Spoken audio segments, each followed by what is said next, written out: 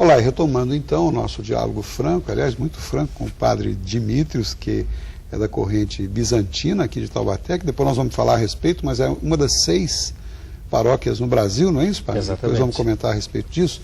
Eu gostaria só que o senhor completasse a explicação do bloco anterior quanto ao sinal da cruz, a forma, né, isso que o senhor já explicou, que o senhor completasse a informação, até quando era feito dessa forma. Então, eu falei que o sinal é feito da direita para a esquerda. E as pessoas perguntam às vezes, não está errado?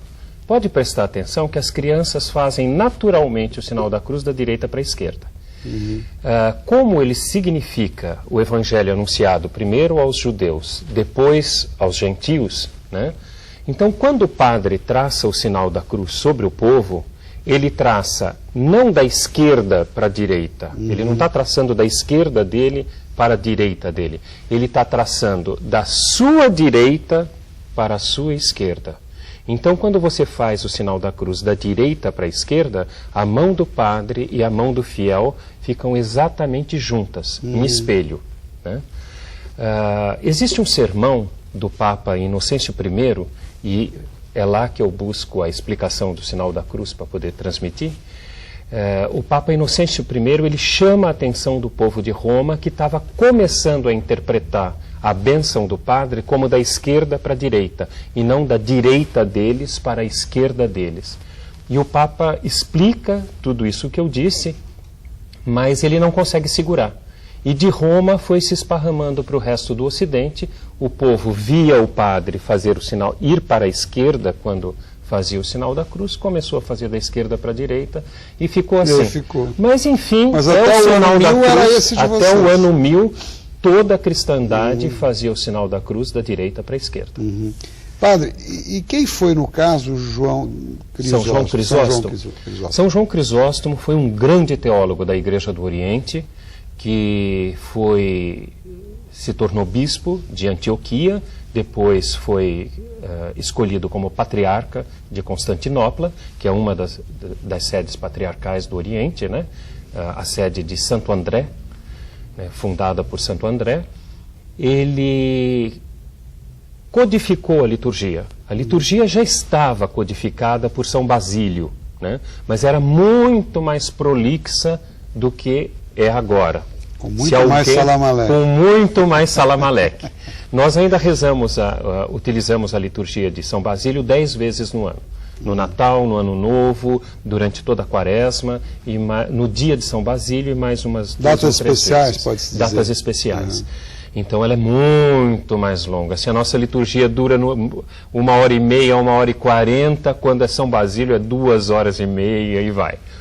Mas, então ele codificou a liturgia, foi um grande pensador da Igreja, morreu perseguido no exílio por defender a fé cristã, né, dos interesses dos imperadores. E é uma referência para os senhores. É uma referência para todos nós, e é a liturgia que nós utilizamos no cotidiano. No dia a dia. É a liturgia de São João Crisóstomo. E eu queria perguntar ao senhor também o seguinte: onde é a sede episcopal, né, de sua igreja no Brasil? E em sua tradição, a eparquia equivale à diocese, não é Exatamente. Isso? Quem é o atual eparca, no caso, e quantas paróquias existem no Brasil, padre? A sede da Igreja Greco-Melquita Católica no Brasil, ou da Comunidade Católica de Rito Grego, é São Paulo. Né? Na Igreja Nossa Senhora do Paraíso, né, pertinho do Shopping Paulista, é fácil de encontrar. As pessoas confundem, porque não muito longe dali fica a Catedral Ortodoxa. Né? Então as pessoas pensam, vocês são ortodoxos. Não, nós somos católicos. Nós e os ortodoxos usamos exatamente o mesmo rito. Daí o absurdo de sermos divididos entre nós. Né? Nós temos tudo em comum, porque somos divididos. Né? Mas enfim, a história tem suas razões. E lá mora então o arcebispo, que a gente chama de eparca, né? A diocese chamamos de eparquia. E hoje quem é o seu eparca? O atual eparca do Brasil. O nosso eparca? Nosso. É Dom Fares Macaron. Né? Ele é libanês, está no Brasil há um pouco mais de 10 anos já. Padre, ainda continuando, os melquitas não veneram imagens, e sim ícones. Qual a diferença? Eu queria que o senhor falasse sobre os ícones. Tem até uma história interessante aí do que os senhores estão fazendo aqui, uma obra em Taubaté? Na verdade, a palavra ícone em grego, que hoje é tão usada, né, na internet, né, na computação, ícone quer dizer imagem. Né? Mas os cristãos primitivos, por um certo carinho para com a sensibilidade dos judeus que haviam se tornado cristãos, né, que abominavam a ideia de imagem, porque Deus no Antigo Testamento não mostra o seu rosto. Ninguém jamais viu a Deus. Né? Mas o Novo Testamento diz, no princípio havia o Verbo era Deus e se fez carne e habitou entre nós. E São João ainda acrescenta, e nós vimos a sua glória, a glória do unigênito de Deus, e nós apalpamos o Verbo da vida. Então isso, para os cristãos, se tornou um divisor de águas. Né? Então, o Deus invisível do Antigo Testamento, inatingível, intocável, se fez visível na Nova Aliança, né?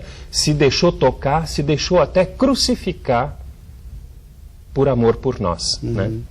Então, essa experiência de Deus no cristianismo é representável. Então, escrever um ícone, não se diz pintar um ícone, é um ato de fé na encarnação do Verbo, no Deus então, que na se sua fez igreja carne. não tem imagem de santo? Geralmente nós não usamos imagens. No Brasil, por exemplo, às vezes é impossível evitar a imagem. Porque, por exemplo, existe um ícone em terceira dimensão que toca demais o coração do brasileiro. Por exemplo, Nossa Senhora Aparecida. Sem dúvida. É um ícone em terceira dimensão.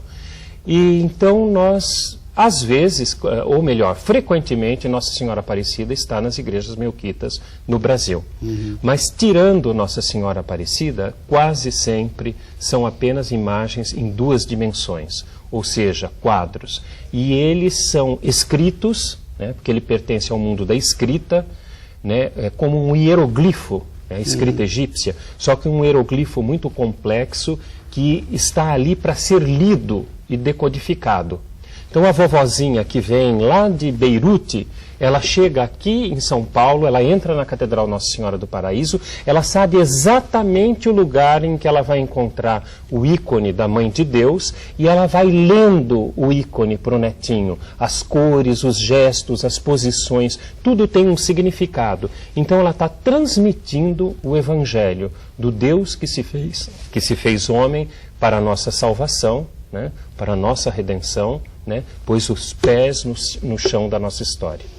Muito bom, a gente tem ouvido aí dos nossos queridos telespectadores que o Diálogo Franco tem levado muita cultura. Hoje, com certeza, cultura e muita informação, porque é muito rica essa sua participação e realmente são informações importantes para todos nós. A gente vai ver, inclusive, que pena que nós só temos um bloco aí pela frente, eu vou pedir um minutinho de licença para um breve intervalo, mas eu quero adiantar já mesmo antes de terminar, que possivelmente aí para frente a gente vai combinar, talvez até para trazer o seu eparca, o seu bispo aqui no programa, porque realmente são informações importantíssimas que eu acho que as pessoas vão ficar muito gratas por essa participação sua. Eu vou pedir um minutinho de licença e a gente já volta.